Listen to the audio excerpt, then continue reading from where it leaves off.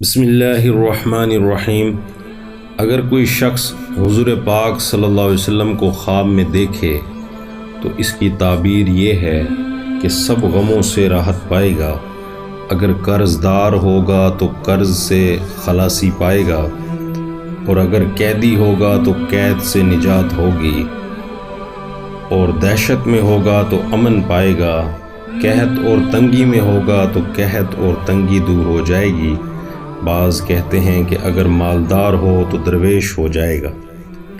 حضرت ابو ہریرہ رضی اللہ تعالیٰ عنہ فرماتے ہیں کہ میں نے رسول اللہ صلی اللہ علیہ وسلم سے سنا ہے کہ جس نے مجھے خواب میں دیکھا اس نے درست دیکھا، جس نے مجھے دیکھا اس نے حق دیکھا، سچ دیکھا، اور اس نے مجھے ہی دیکھا، کیونکہ شیطان میری صورت نہیں بنا سکتا، اور جو کوئی مجھے خواب میں دیکھے گا غم سے دور ہو جائے گا۔ اور پھر فرمایا تعجب نہ کرو، میری زیارت کی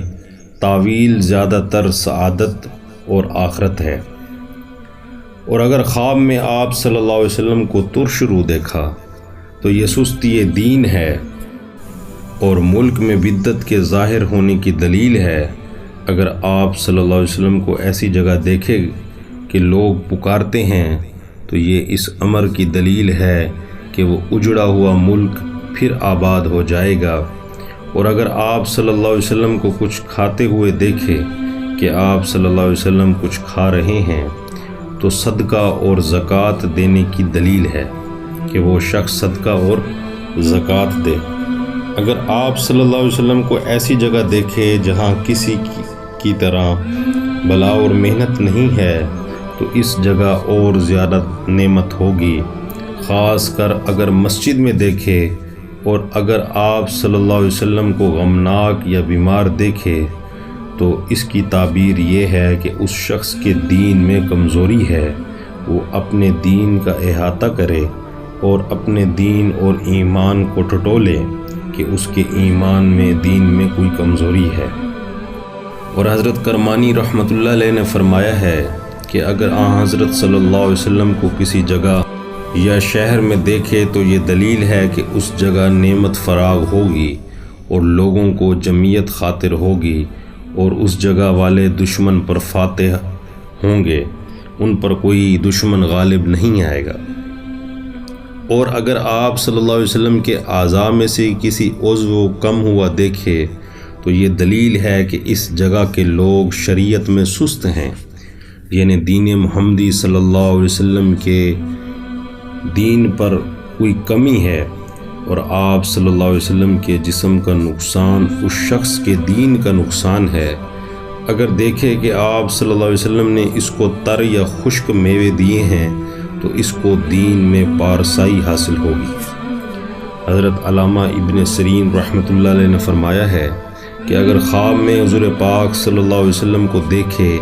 اگر نیک لوگ دیکھتے ہیں تو آپ صلی اللہ علیہ وسلم ان کو ان چیزوں کی بشارت دیتے ہیں جو ان کو پہنچیں گی، اور برے آدمیوں کو گناہ سے بچاتے ہیں تاکہ عذاب سے نجات پائیں، کیونکہ آپ صلی اللہ علیہ وسلم مومنوں کے لیے بشیر یعنی بشارت دینے والے ہیں، اور کافروں کے لیے نذیر یعنی ڈرانے والے ہیں عذاب حق تعالیٰ سے۔ اگر آپ صلی اللہ علیہ وسلم کو خواب میں غضبناک دیکھے تو یہ دلیل اچھی نہیں۔ حضرت عبداللہ بن عباس رضی اللہ عنہ نے فرمایا ہے کہ اگر کوئی حضرت صلی اللہ علیہ وسلم کا جنازہ خواب میں دیکھے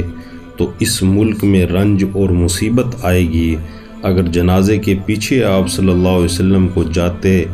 دیکھا تو یہ خواہش ہے اور بدعت کی دلیل ہے، اور آپ صلی اللہ علیہ وسلم کو دیکھ کر صرف زیارت کی تو یہ مال اور نعمت کی ولایت پانے کی دلیل ہے۔ اور اگر دیکھے کہ آپ صلی اللہ علیہ وسلم اس پر افسوس کرتے ہیں تو وہ اس کے کافر ہونے کی دلیل ہے، جیسا کہ حق تعالی شانہ کا ارشاد ہے کہ کہہ دو کہ اللہ اور اس کے رسول کی آیتوں اور اس کے رسول پر تمسخر کرتے ہو، اور عذر نہ کرو، تم نے اپنے ایمان کے بعد کفر کیا۔ حضرت جعفر صادق رحمۃ اللہ علیہ نے فرمایا ہے کہ خوابوں میں پیغمبر کی زیارت 10 وجہ پر ہے۔ نمبر 1 رحمت، نمبر 2 نعمت، نمبر 3 عزت، نمبر 4 بزرگی، نمبر 5 دولت، نمبر 6 فتح مندی، نمبر 7 نیک بختی، نمبر 8 جمعیت، نمبر 9 قوت، نمبر 10 دونوں جہاں کی خیر اور اس جگہ کے لوگوں کی بہتری کی جس جگہ پر خواب دیکھا گیا۔